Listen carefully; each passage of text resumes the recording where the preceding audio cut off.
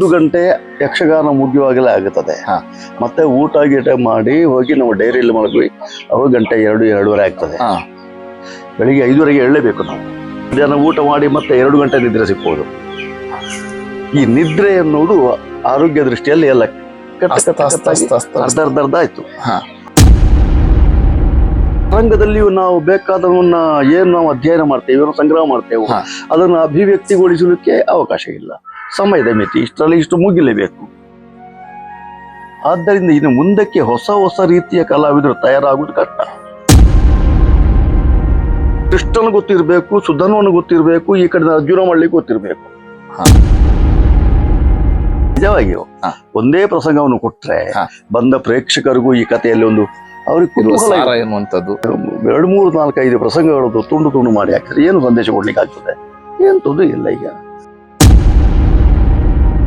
ಕೆಲವು ಪ್ರಸಂಗಗಳು ಆರಂಭಕ್ಕೆ ಕೃಷ್ಣಾವತಾರದ ಕಥೆ ಇರ್ತದೆ, ಕೊನೆಗೆ ಹೋಗ್ತದೆ ರಾಮಾಯಣದ ಒಂದು ಪ್ರಸಂಗ ಇರ್ತದೆ, ಮತ್ತೊಂದು ಕೃತಯುಗದ ಕಥೆ ಯಾವುದಾದ್ರು ಹಿರಣ್ಯಕಶ್ಯಪನಂತೂ ಇದೆ, ಹೀಗೆ ಹೋಗ್ತದೆ. ಹಾಗಿದ್ರೆ ಏನು ಅದಕ್ಕೆ ಸಂದೇಶ ಕೊಡ್ಲಿಕ್ಕೆ ಏನಾಗ್ತದೆ? ಯುಗಾಂತರ ಹಿಂದೂ ಮುಂದೆ ಆಯ್ತು.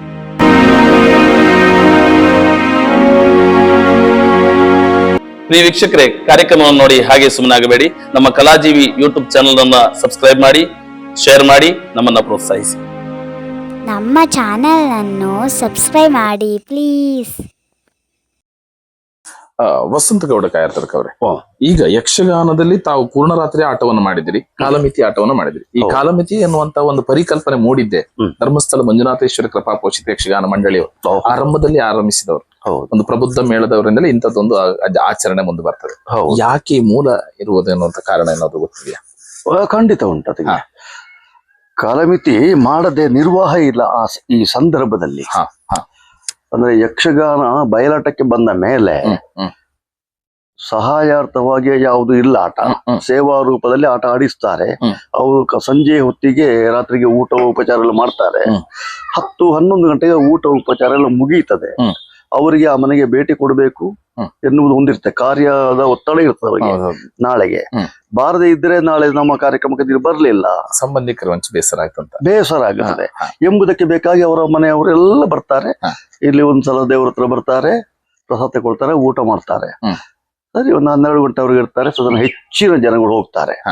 ಒಂದು ಪ್ರೇಕ್ಷಕರ ಇದು ಸ್ವಲ್ಪ ಕಡಿಮೆ ಆಗುತ್ತಾ ಉಂಟು. ಮತ್ತೆ ಅಪೂರ್ವವಾಗಿ ಒಂದು ಊರಿನ ಆಟ ಆದ್ರೆ ಜನ ಉಂಟು. ಈ ಘಟ್ಟಕ್ಕೆ ಹೋದ್ರೆ ಪ್ರತಿ ದಿವಸವೂ ಬೆಳಗಿನವರೆಗೆ ಜನ ಉಂಟು. ಆಟ ಆಡುವುದಿದ್ರು ಬೆಳಿಗ್ಗೆ 6 ಗಂಟೆ ಆದ್ರೆ ಮೇಳ ಲಾರಿ ಹೊರಡುವವರೆಗೂ ಜನ ಅಲ್ಲಿ ಪಕ್ಕ ಹೋಗ್ತಿರ್ಲಿಲ್ಲ. ಅವಾಗ ಅಭಿಮಾನದಿಂದ ಇರ್ತಾರೆ. ಒಂದು ಹೋಗ್ಲಿಕ್ಕೆ ವ್ಯವಸ್ಥೆಗಳು ಇರ್ಲಿಲ್ಲ. ಇಲ್ಲಿ ಈಗ ನಮ್ಮ ಕೆಳಗೆ ಊರು ಕಡೆ ಎಂತ ಆಗಿದೆ ಅಂತ ಇದ್ರೆ 12 ಗಂಟೆ 1 ಗಂಟೆ ಮೇಲೆ ಪ್ರೇಕ್ಷಕರು ಬಂದವರೆಲ್ಲ ಹೋಗ್ತಾರೆ. ಎಲ್ಲ ಹೋಗುದೇ. ಮತ್ತೆ ಕೊನೆಗೆ ಇರುವುದು ಚೇರ್ ಮಾತ್ರ, ಖಾಲಿ ಕುರ್ಚಿಗಳು ಮಾತ್ರ, ಅಷ್ಟೇ ಮಾತ್ರ. ನಾವು ಕಟೀಲು ಕ್ಷೇತ್ರದಲ್ಲಿ ನೋಡ್ತೇವೆ, ಎಂತದ್ದು ಯಾರು ಇಲ್ಲ. ಬರೀ ನಮಗೆ ನಮ್ಮ ರಂಜನೆಗೆ ಬೇಕಾಗಿ ಕಲಾವಿದರು ರಂಗದಲ್ಲಿ ಏನಾದ್ರು ಮಾತಾಡಿಕೊಂಡು ಬೆಳಿಗ್ಗೆ ಮಾಡುದು ಅಷ್ಟೇ. 1-2 ದನಗಳು ಆ ಕಡೆ ಈ ಕಡೆ ಓಡಾಡ್ತಿದ್ವು. ನಾವು ಸೇವಾಕರ್ತರು 4 ಜನ ಇದ್ರು. ಇಲ್ಲ, ಸೇವಾಕರ್ತರು ಇಲ್ಲ. ಸೇವಾಕರ್ತರು ಅಷ್ಟೇ ಆಟ ಶುರು ಮಾಡಿ ಹೇಳಿ ಬೀಳ್ಳೆ ಕೊಟ್ಟು ಅವ್ರು ಹೋಗ್ತಾರೆ. ಮತ್ತೆ ಬೆಳಿಗ್ಗೆ ಮಂಗಲಕ್ಕೆ ಆಗುವಾಗ ಸೇವಾಕರ್ತರೆ ಬಂದ್ರೆ ಬಂದರು, ಒಬ್ಬೊಬ್ರು. ಇಲ್ದಿದ್ರೆ ಅವರ ಮನೆಯಲ್ಲಿ ಒಬ್ಬ ಕೆಲಸ ಬರ್ತಾನೆ, ಬೆಳಿಗ್ಗೆ ಒಮ್ಮೆ ಹೋಗಿ ಬಾ ಅಂತ ಅವ್ರನ್ನ ಕಳುಹಿಸಿಕೊಡೋ ಅವರು ಇದ್ರು. ದೊಡ್ಡ ಪಾರ್ಟಿ ಅವರೆಲ್ಲ ಬೆಳಿಗ್ಗೆ ಅಲ್ಲಿ ಹೋಗಿ ಪೂರ್ಣ ರಾತ್ರಿ ಕಳಿಲಿಕ್ಕೆ ಯಾರಿಗೂ ಪುರ್ಸೋತಿಲ್ಲ. ಇದನ್ನ ಗಮನಿಸಿ ಇಂಥದ್ದೊಂದು ಬಂತಂತೀರಿ. ಮಾಡ್ಬೇಕು. ಪ್ರೇಕ್ಷಕರು ಇಲ್ಲ ಇದ್ರೆ ಬೆಳಿಗ್ಗೆ ಹೋಗಿ ಆಟ ಯಾರಿಗೆ? ಕಲಾವಿದರಾದ್ರೂ ವೃತಾಶ್ರಮ ಅಲ್ವಾ ಅಂತ ಹೇಳುವ ಒಂದು ನಿಟ್ಟಿನಲ್ಲಿ ಮಾಡಿದ್ರೆ ಹೇಗೆ ಅಂತ ಇದರ ಬಗ್ಗೆ ಆಲೋಚನೆ ಮಾಡಿದವರು ಉಳಿದ ಮೇಳದವರು ಇರಬಹುದು. ಕಾಲಮಿತಿಯ ತಂದ್ರೆ ಒಳ್ಳೇದು ಅಂತ. ಆದ್ರೆ ಪಕ್ಕನೆ ಕಾಲಮಿತಿಯ ತರುವುದು ಅಂತ ಹೇಳಿದ್ರೆ ಮುಂದಿನ ವ್ಯವಸ್ಥೆಯ ಬಗ್ಗೆ ನೋಡ್ಕೊಳ್ಬೇಕಾಗ್ತದೆ. ಹೌದು. ಧರ್ಮಸ್ಥಳ ಮೇಳದ ಯಕ್ಷಗಾನ ಹೆಚ್ಚಾಗಿರುವುದೇ ಕುಂದಾಪುರ ತಾಲೂಕಿನಲ್ಲಿ. ಈಗ 200 ಪ್ರೋಗ್ರಾಮ್ 1 ವರ್ಷ ಅಂತ ಇದ್ರೆ ಅದರಲ್ಲಿ 120 ಮಿನಿಮಮ್ ಕುಂದಾಪುರ ತಾಲೂಕೆ, ಉಡುಪಿ ಜಿಲ್ಲೆಗೆ ಬಂದು ಬಿಡ್ತದೆ. ಹೌದು, ಅಲ್ಲಿ ಮತ್ತೆ ಸ್ವಲ್ಪ ಮೇಲ್ಘಟ್ಟದಲ್ಲಿ ದಕ್ಷಿಣ ಜಿಲ್ಲೆ ಅದು ಲೆಕ್ಕವೇ. ಹೆಚ್ಚು ಅಂದ್ರೆ ನನ್ನ ಲೆಕ್ಕದಲ್ಲಿ ಈಗಲೂ ಕಾಣುವುದು ಒಂದು 30 ಆಟ ಇರಬಹುದು. ಒಂದು ತಿಂಗಳ ಆಟ, 1 ತಿಂಗಳ ದಕ್ಷಿಣ ಜಿಲ್ಲೆ ಅಂದ್ರೆ ಅಷ್ಟೇ. ಉಳಿದ ಇಂತಿಷ್ಟು ಕುಂದಾಪುರಕ್ಕೆ ಅಷ್ಟು ಹಾಗೆ ಬರ್ತದೆ. ಹಾಗಿದ್ರೆ ಈ ಕಲಾವಿದರು ಏನು ಮಾಡಬೇಕು? ಕಲಾವಿದರ ಎಲ್ಲ ಇರುವವರೆಲ್ಲ ಆ ಕಡೆಗೆ ದಕ್ಷಿಣ ಜಿಲ್ಲೆಯವರೇ. ಡೈಲಿ ಹೋಗಿ ಬರುವುದು ಇದೆಲ್ಲ ಕಷ್ಟ ಆಗ್ತದೆ. ಹಾಗಾದ್ರೆ ಉಳಿಯುವ ವ್ಯವಸ್ಥೆ ಬೇಕಲ್ಲ, ಅದರ ಬಗ್ಗೆ ಗಮನ ಹರಿಸಿದರು. ಉಳಿಯುವುದಾದ್ರೆ ಹೇಗೆ, ಅದಕ್ಕೆ ಟೆಂಟ್ ಎಲ್ಲ ಆಗ್ಬೇಕು ಪ್ರತ್ಯೇಕವಾಗಿ. ಈಗ ಹಗಲು ಒಂದು ಬಿಡಾರ ಕೊಟ್ರೆ ರಾತ್ರಿಯೂ ಹೋಗಿ ಅಲ್ಲಿ ಮಲಗಲಿಕ್ಕೆ ಕಷ್ಟ. ಶಾಲೆಯೋ ಇತ್ಯಾದಿ ಎಲ್ಲಾದ್ರೂ ಕೇಳಿಕೊಡ್ಬೇಕು. ಕೆಲವು ನಮ್ಗೆ ದೇವ್ರಿಗೆ ಇಡಬೇಕು ಅಂತಾದ್ರೆ ಕೆಲವು ಕಡೆಯಲ್ಲಿ ಬ್ರಾಹ್ಮಣರ ಮನೆ ರಾತ್ರಿಗೆ ವಾಪಸ್ ಮತ್ತೆ ಆ ಮನೆಯಲ್ಲಿ ಉಳ್ಕೊಳ್ಳಿಕ್ಕೆ ಆಗ್ತದ? ಇಲ್ಲ, ಮಧ್ಯರಾತ್ರಿ ಆಟ ಕೈದಾದ್ರೆ ಕಷ್ಟ, ಮತ್ತೆ ಹೋಗಿ ತೊಂದರೆ ಕೊಟ್ಟ ಹಾಗೆ ಆಗುದು. ಅದು ಮನೆಗೆ ಹೋಗುವ ಕ್ರಮಗಳೇ ಬೇಡ. ಕೆಲವು ರೀತಿಯಾಗಿ ಆಲೋಚನೆ ಮಾಡಿದ್ರು. ಒಂದು ಕುಂದಾಪುರದಲ್ಲಿ ಒಂದು ಕಡೆಯಲ್ಲಿ ಇಟ್ಟುಕೊಂಡು ಅಲ್ಲಿಂದಲೇ ಕಲಾವಿದರದ್ದು ಹೋಗುವುದು, ಅಲ್ಲಿಗೆ ವಾಪಸ್ ರಿಟರ್ನ್ ಬಂದು ಅಲ್ಲಿ ನಿದ್ದೆ ಮಾಡುವುದು, ಹೀಗೆಲ್ಲ ಒಂದು ಮಾಡುವುದು ಅಂತ ಹೀಗೆಲ್ಲ ಒಂದು ಆಲೋಚನೆಗಳು ಬಂತು. ತಾಲೂಕಿನಲ್ಲಿರುವ ಆಟವನ್ನು ಎಲ್ಲ ಪೂರೈಸೋದಕ್ಕೆ ಒಂದು ಕ್ಯಾಂಪ್ ಅನ್ನು ವ್ಯವಸ್ಥೆ ಮಾಡುವ ಹೀಗೆ ಒಂದು ಐಡಿಯಾ ಮಾಡಿದ್ರು. ಹಾಗೆ ಮಾಡಬಹುದು. ಆದ್ರೆ ದೇವರು ಪ್ರತಿಯೊಂದು ಕ್ಯಾಂಪ್ಗಳಿಗೆ ಹೋಗಿ ಅಲ್ಲೇ ಗೌರವ ಆಗ್ಬೇಕಲ್ಲ. ಖಂಡಿತ ಆ ಒಂದು ಭಾವನೆ ಬರ್ಬೇಕು, ಉಂಟಲ್ಲ, ನಮಗೊಂದು ದೇವರು ಬಂದಿದೆ ಅನ್ನುವಂತ ಒಂದು ಸಂತೃಪ್ತ ಭಾವ ಬೇಕು. ಎಲ್ಲ ಒಂದೇ ಕಡೆಯಲ್ಲಿ ದೇವರು, ಅಲ್ಲಿಗೆ ಎಲ್ಲ ಸೇವಾಗರ್ತರು, ಅಲ್ಲಿ ಬೈಂದೂರಿನವರು ಈ ಕಡೆಯಿಂದ ಎಲ್ಲ ಓಡಿಕೊಂಡು ಅಲ್ಲಿಗೆ ಬಂದು ಪೂಜೆ ಮಾಡಿಸಿಕೊಂಡು ಅವರಿಗೆ ಅಸಮಾಧಾನ ಆಗಿದೆ. ಖಂಡಿತ ಮತ್ತೆ ಅದರ ಬಗ್ಗೆ ಚಿಂತನೆ ಆಯ್ತು, ಹೀಗೆ ಬೇಡ. ಮತ್ತೆ ಕೊನೆಗೆ ಈ ರೀತಿಯ ತೀರ್ಮಾನ, ಹೋದಲ್ಲಿ ಡೇರೆ ಹಾಕೊಳ್ಳುದು. ಇಲ್ಲ ವ್ಯವಸ್ಥೆ ಉಂಟು ಅಂತ ಆದ್ರೆ ಶಾಲೆಯೋ ಅಥವಾ ಕಲ್ಯಾಣ ಮಂಟಪ ಹೀಗೆಲ್ಲ ಇದ್ರೆ ಅಲ್ಲಿ ಉಳಿಯುವ ಬೆಳಗಿನ ತನಕ ನಮ್ಗೆ ವ್ಯವಸ್ಥೆ ಇದೆ ಅಂತ. ಹೌದು, ಹಾಗೆ. ಮತ್ತೆ ರಾತ್ರಿ ಹೆಚ್ಚಾಗಿ ಓಡಾಡ್ಲಿಕ್ಕೆಲ್ಲ ಇಲ್ಲ ಕಲಾವಿದ್ರು. ಈಗೆಲ್ಲ ಮತ್ತೆ ಊರಿನಲ್ಲಿ ಆದ್ರೆ ಹೋಗ್ತೇವೆ ಬರ್ತೇವೆ, ತೊಂದ್ರೆ ಇಲ್ಲ. ಹಾಗೆ ಕಾಲಮಿತಿ ಮತ್ತೆ ಒಳ್ಳೇದು ಅಂತ ಕಂಡಿತು. ಇದರಲ್ಲಿ ಅದು ಒಳ್ಳೇದೇ. ಕಾಲಮಿತಿ ಈಗ ಬರುವ ನೋಡುವ ಪ್ರೇಕ್ಷಕರಿಗೆ ಒಳ್ಳೇದು, ಆಟ ಆಡಿಸುವ ಸೇವಾಕರ್ತರಿಗೂ ಒಳ್ಳೇದಾಯ್ತು. ಸ್ವಲ್ಪ ಸಮಸ್ಯೆ ಅಂತ ನನ್ನ ಲೆಕ್ಕದಲ್ಲಿ ಕಂಡದ್ದು ಕಲಾವಿದರಿಗೆ. ಕಲಾವಿದರ ಆರೋಗ್ಯ ದೃಷ್ಟಿಯಲ್ಲಿ ಅಂತ ಇದನ್ನು ಮಾಡಿದ್ದು ಅಂತ ಕೆಲವರು ಹೇಳ್ಬಹುದು.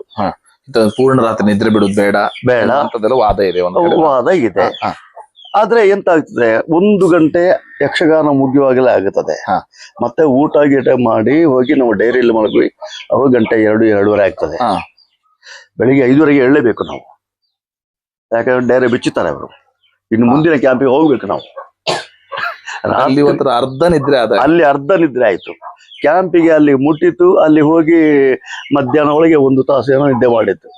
ಮಧ್ಯಾಹ್ನ ಊಟ ಮಾಡಿ ಮತ್ತೆ 2 ಗಂಟೆ ನಿದ್ರೆ ಸಿಕ್ಕುವುದು. ಈ ನಿದ್ರೆ ಎನ್ನುವುದು ಆರೋಗ್ಯ ದೃಷ್ಟಿಯಲ್ಲಿ ಎಲ್ಲ ಅರ್ಧ ಆಯ್ತು. ಮತ್ತೆ ರಾತ್ರಿ ಮುಗೀತಲ್ಲ ಆಟ, ಮನೆಗೆ ಹೋಗುವ. ರಾತ್ರಿ ಬಸ್ ಹಿಡಿಯೋದು, ಇತ್ಲಾಗೆ ಓಡಾಡುದು. ಇಲ್ಲ ಇದ್ರೆ ಇನ್ನೊಬ್ಬರನ್ನ ಯಾರಾದ್ರೂ ಹೇಳುದು, ನೀನೊಂದು ಬಸ್ ಹತ್ರ ಬಿಟ್ಟು ಬಿಡುವಂತೆ, ಅವ ಇನ್ನೊಬ್ಬನು ಏನಾದ್ರು ಇವನ್ನ ಒತ್ತಾಯ ಹಾಕಬೇಕಾಗಿ ಅವನು ಕರ್ಕೊಂಡು ಹೋಗಿ ಬಸ್ ಹತ್ರ ಬಿಡುವುದು. ರಾತ್ರಿಯನ್ನು ಹಾಗೆ ಕಳೀತಾನೆ. ಇದು ಕಲಾವಿದರಿಗೆ ಒಂಥರ ಹಿಂಸೆಯೇ ಆಯ್ತು. ಅದರಲ್ಲಿ ಹಿಂಸೆ ಆಯ್ತು, ಬದುಕಿನಲ್ಲಿ ಹಿಂಸೆ ಆಯ್ತು, ರಂಗದಲ್ಲಿಯೂ ಕೂಡ ಕೂಡ ಒತ್ತಡ. ರಂಗದಲ್ಲಿಯೂ ನಾವು ಬೇಕಾದವನ್ನ ಏನು ನಾವು ಅಧ್ಯಯನ ಮಾಡ್ತೇವೆ, ಏನು ಸಂಗ್ರಹ ಮಾಡ್ತೇವೆ, ಅದನ್ನು ಅಭಿವ್ಯಕ್ತಿಗೊಳಿಸಲಿಕ್ಕೆ ಅವಕಾಶ ಇಲ್ಲ. ಸಮಯದ ಮಿತಿ, ಇಷ್ಟರಲ್ಲಿ ಇಷ್ಟು ಮುಗಿಲೇಬೇಕು. ಆದ್ದರಿಂದ ಇನ್ನು ಮುಂದಕ್ಕೆ ಹೊಸ ರೀತಿಯ ಕಲಾವಿದರು ತಯಾರಾಗುವುದು ಕಷ್ಟ. ಈ ರೀತಿಯಾದಂತಹ ಪ್ರದರ್ಶನಗಳಿಂದ ಖಂಡಿತ ಕಷ್ಟ. ಇನ್ನು ತಯಾರಾಗಲಿಕ್ಕೆ ಆಗುದಿಲ್ಲ. ಏನು ಈಗ ನಮ್ಮ ಯೂಟ್ಯೂಬ್ ಅಲ್ಲಿಯೋ ಇದರಲ್ಲಿ ಎಲ್ಲ ನೋಡಿ ಒಬ್ಬ ಕಲಾವಿದ ಅದರ ಆಸಕ್ತನಾಗಬಹುದು. ಹೀಗೆಯೇ ಕುಣಿಬೇಕು, ಸ್ಟಡಿ ಮಾಡ್ಬೋದು, ಎಲ್ಲ ಮಾಡ್ಬೋದು. ಆದ್ರೆ ಹಿಮ್ಮೇಳ ಅದೇ ಇದ್ರೆ ಮಾಡ್ಬೋದು. ಎದುರಿಗೆ ಬಂದ ಪಾತ್ರಧಾರಿ ಅವನೇ ಆದ್ರೆ ಅದನ್ನು ಫಾಲೋ ಮಾಡ್ಬೋದು.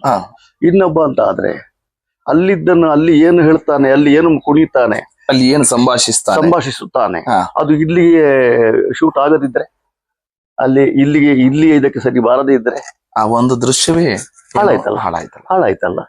ಹಾಗೆಲ್ಲ ಆಗ್ತದೆ. ಮತ್ತೆ ಅವರಲ್ಲಿ ಒಂದೊಂದು ಪಾತ್ರಗಳಿಗೆ ಸೀಮಿತವಾಗಿ ಅಷ್ಟನ್ನು ಮಾತ್ರ ನೋಡ್ತಾರೆ. ಪೂರ್ಣ ಕಥೆಯನ್ನ ಅಧ್ಯಯನ ಮಾಡಿದ್ರೆ ತಿಳಿಯುವುದಿಲ್ಲ.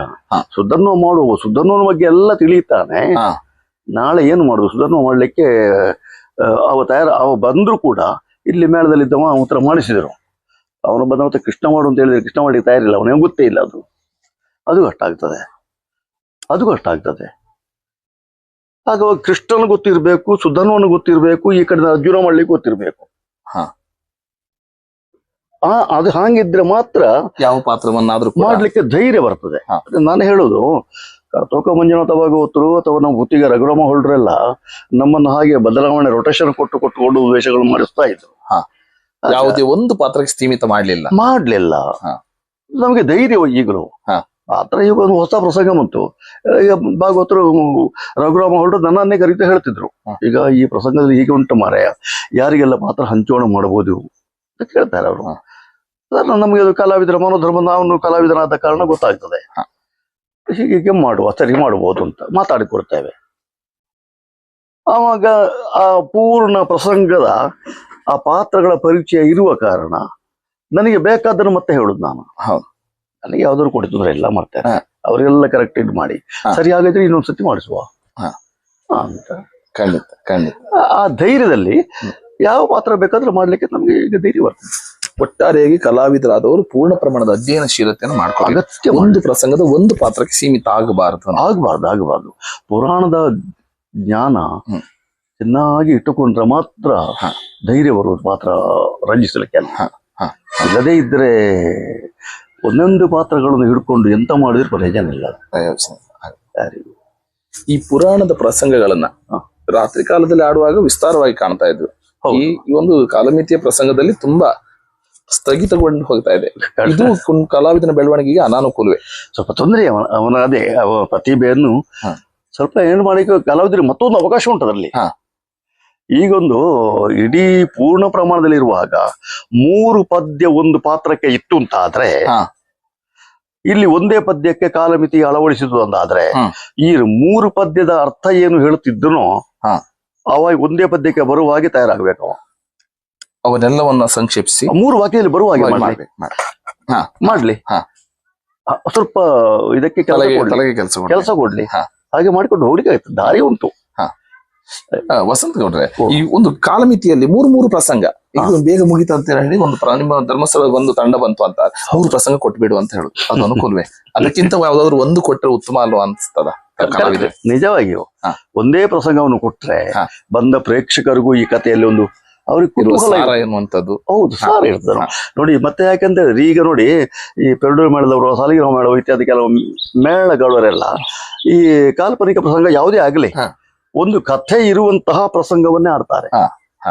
ಆರಂಭದವರೆಗೆ ಆ ಪಾತ್ರ ಎಲ್ಲಿವರೆಗೆ ಮುಗೀತದೆ, ಕೊನೆಗೆ ಯಾವ ರೀತಿ ಸಮಾಪನಗೊಳ್ಳುತ್ತದೆ ಅನ್ನುವುದನ್ನೆಲ್ಲ ಅಲ್ಲಿ ಗೊತ್ತು ಮಾಡ್ತಾರೆ.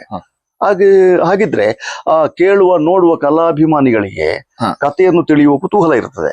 ಮುಂದೇನಾಗ್ತದೆ ಅಂತ ತಿಳಿಯುವ ಕುತೂಹಲ ಇರ್ತದೆ. ಅಂತದಕ್ಕೆ ಈ ಕಟ್ಟುವ 2-3 ಪ್ರಸಂಗ ಇಟ್ರೆ ಏನು ಬರೇ ಹೊರತ ಹೇಳುದು ಒಟ್ಟು ಬೇಕು ಹೀಗೆ ಆಗುದೇ ಹೊರತು ಅದರಲ್ಲಿ ಒಂದು ಸಂದೇಶ, ಒಂದು ಸತ್ವಭರಿತವಾದ ವಿಷಯವನ್ನು ಪ್ರೇಕ್ಷಕರಿಗೆ ಕೊಡ್ಲಿಕ್ಕೆ ಕಲಾವಿದನಿಗೆ ಸಮಯ ಅವಕಾಶ ಸಿಕ್ಕುವುದಿಲ್ಲ. ಅಲ್ಲಿ ಒಂದು ಪೂರ್ಣ ಪ್ರಮಾಣದ ಪ್ರಸಂಗಗಳನ್ನ ಆಡುವಂತ 1 ಅಥವಾ 2 ಪ್ರಸಂಗಗಳನ್ನ ಮಾಡ್ಲಿ ಅಂತ ಹೇಳ್ತೀವಿ. ಹೌದು, ಈಗ ಪುರಾಣದ ಪ್ರತಿಯೊಂದು, ಈಗ ಕುರುಕ್ಷೇತ್ರ ಇರಲಿ, ಇನ್ನೊಂದು ಭೀಷ್ಮ ವಿಜಯ ಇರಲಿ, ಅಥವಾ ಇನ್ನೊಂದು ಯಾವುದೇ ಪ್ರಸಂಗ ಇರಲಿ, ಒಂದು ಸಂದೇಶ ಇರ್ತದೆ ಅದರಲ್ಲಿ. ಇಂಥದ್ದಕ್ಕೆ ಇಂಥದ್ದು ಹೀಗೆ ಆಯಿತು, ಸಂದೇಶ ಕೊಡ್ಲಿಕ್ಕೆ ಆಗ್ತದೆ. ಈ 2, 3, 4, 5 ಪ್ರಸಂಗಗಳದ್ದು ತುಂಡು ಮಾಡಿ ಹಾಕಿದ್ರೆ ಏನು ಸಂದೇಶ ಕೊಡ್ಲಿಕ್ಕೆ ಆಗ್ತದೆ? ಎಂತದ್ದು ಇಲ್ಲ. ಈಗ ತಲೆ ಬುಡಕ್ಕೆ ಅರ್ಥ ಇರೋದು ಅಲ್ಲೋ. ಕೆಲವು ಎಂತ ಆಗ್ತದೆ, ಕೆಲವು ಪ್ರಸಂಗಗಳು ಆರಂಭಕ್ಕೆ ಕೃಷ್ಣಾವತಾರದ ಕಥೆ ಇರ್ತದೆ, ಕೊನೆಗೆ ಹೋಗ್ತದೆ ರಾಮಾಯಣದ ಒಂದು ಪ್ರಸಂಗ ಇರ್ತದೆ, ಮತ್ತೊಂದು ಕೃತಯುಗದ ಕಥೆ ಯಾವ್ದಾದ್ರು ಹಿರಣ್ಯಕಶ್ಯಪನಂತೂ ಇದೆ, ಹೀಗೆ ಹೋಗ್ತದೆ. ಹಾಗಿದ್ರೆ ಏನು ಅದಕ್ಕೆ ಸಂದೇಶ ಕೊಡ್ಲಿಕ್ಕೆ ಏನಾಗ್ತದೆ? ಯುಗಾಂತರ ಹಿಂದೂ ಮುಂದೆ ಆಯ್ತು. ಯಾವ್ದು ಎನ್ನುವುದಾಗಿ ಒಂದು ಖಂಡಿತವಾಗಿ ಇದೊಂದು ಕೂಡ ಒಂದು ವಸಂತ. ಯಕ್ಷಗಾನ ಕಲಾವಿದರ ಬದುಕಿನ ಕತೆ, ವ್ಯತೆ, ನೋವು, ನಲಿವುಗಳನ್ನ ಅನಾವರಣಗೊಳಿಸುವ ನಮ್ಮ ಕಲಾಜೀವಿ ಯೂಟ್ಯೂಬ್ ಚಾನೆಲ್ ನ ಸಬ್ಸ್ಕ್ರೈಬ್ ಮಾಡಿ, ಶೇರ್ ಮಾಡಿ, ನಿಮ್ಮವರಿಗೆಲ್ಲ ತಲುಪಿಸುವ ಮೂಲಕ ನಮ್ಮ ಪ್ರಯತ್ನಕ್ಕೆ ತಮ್ಮ ಪ್ರೋತ್ಸಾಹವಿರಲಿ.